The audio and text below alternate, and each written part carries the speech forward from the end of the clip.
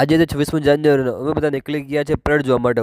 આ છે મારા પરેશભાઈ, આ છે અમારા અંકિતભાઈ, આ ભોલાભાઈ અને આ સુરેશભાઈ. સુરેશભાઈને શરમ બહુ આવે છે મિત્રો. હા, ફર્સ્ટ ટાઈમ છે ને વ્લોગમાં એટલે. અને આપ તમે બધા મને તો ઓળખો જ છો. રોમ રોમ ભાઈઓ. અને હવે આપણે આવી ગયા છીએ ગેળા હનુમાનજીના દર્શન કરવા માટે. અહીંયા મિત્રો લોકો દૂર દૂરથી પગપાળા ચાલીને દર્શન કરવા માટે આવે છે.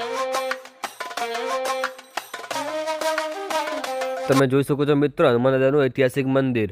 અને અમે લાવ્યા હતા શ્રીફળ. તો શ્રીફળ ચડાવવા માટે અમે આવી ગયા છીએ આગળ અહીંયા. અને તમે જોઈ શકો છો ઉપર અહીં શ્રીફળ એટલે કે નાળિયેરનું કેટલું મોટું પહાડ છે જે વિશાળ છે. તમે હજુ ગેળા હનુમાનજીના દર્શન ન કર્યા હોય તો એકવાર અવશ્ય મુલાકાત કરજો અને કમેન્ટમાં જય હનુમાન દાદા લખવાનું ભૂલતા નહીં. આપણે ગેળા હનુમાનજી દાદાના દર્શન કરીને આવી ગયા થરાદ. થરાદમાં આજે ખૂબ જ ટ્રાફિક છે. આજે રાજ્ય કક્ષાનું ધ્વજાવંદન થરાદમાં કરવામાં આવ્યું હતું. જ્યારે આપણા ગુજરાતના સીએમ એવા ભૂપેન્દ્રભાઈ પટેલ પણ અહીંયા આવ્યા હતા અને એમણે આ ગૌ માતાની મૂર્તિની સ્થાપના કરી છે. મિત્રો તમે જોઈ શકો છો થરાદમાં એક અનોખી એવી ગૌ માતાની મૂર્તિની સ્થાપના કરી છે ચોકડી ઉપર.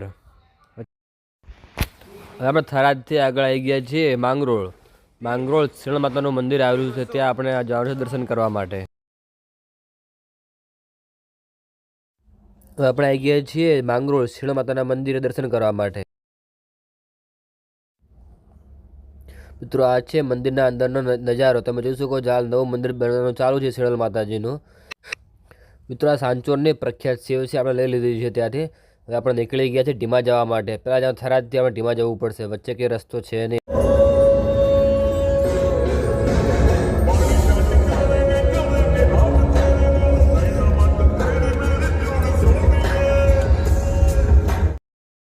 ત્યાંથી મિત્રો આપણે થરાદથી નીકળી ગયા છીએ આગળ હવે.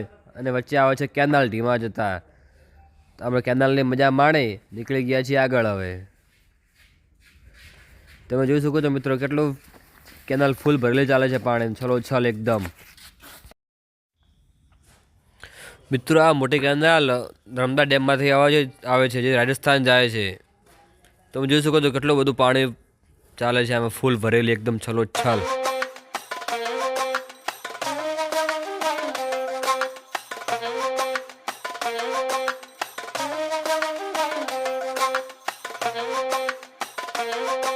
મિત્રો હવે આપણે આવી ગયા છે ઢીમા ધરણીધર ભગવાનના દર્શન કરવા માટે.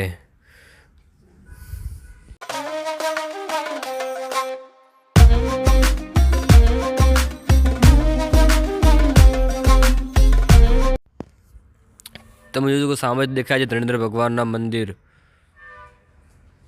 મિત્રો ધરણીધર ભગવાનનું મંદિર છે અને એક મંદિર છે નાગ દેવતાનું. મિત્રો એ શ્રી કૃષ્ણ ભગવાનની મૂછોવાળી મૂર્તિની સ્થાપના કરાવેલી છે. મિત્રો આપણે પ્રસાદી લઈને નીકળી ગયા છીએ મંદિરમાં દર્શન કરવા માટે. મિત્રો તમે પણ દર્શન કરી લો ધરણીધર ભગવાનમાં અને કમેન્ટમાં જય ધરણીધર લખવાનું ભૂલતા નહીં. મિત્રો અહીં એવું માનવામાં આવે છે કે તમે 4 ધામની યાત્રા કરીને જો ધરણીધર ભગવાનના દર્શન ન કરો ડેમાં આવીને તો તે યાત્રા ફળતી નથી.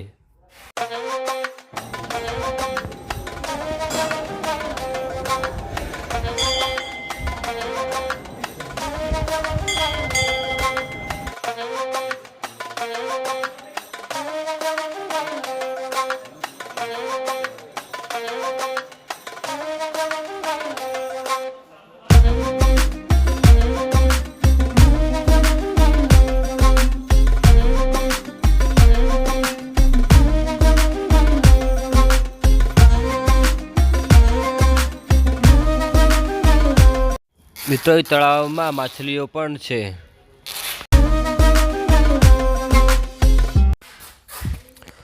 મિત્રો અમારા નસીબ એવા સારા હતા કે અમારે જ્યારે નીકળવાનું થયું ત્યારે જ મંદિરનો દરવાજો બંધ થવાનું થયું. 2 વાગ્યાનો ટાઈમ હતો બંધ કરવાનું. મિત્રો આપણે ઢીમા દર્શન કરીને નીકળી ગયા છે નડાબેટ જવા માટે. નડાબેટમાં પરેડ પણ દેખવાની છે અને નળેશ્વરી માતાનું મંદિર પણ દેખવાનું છે આજે.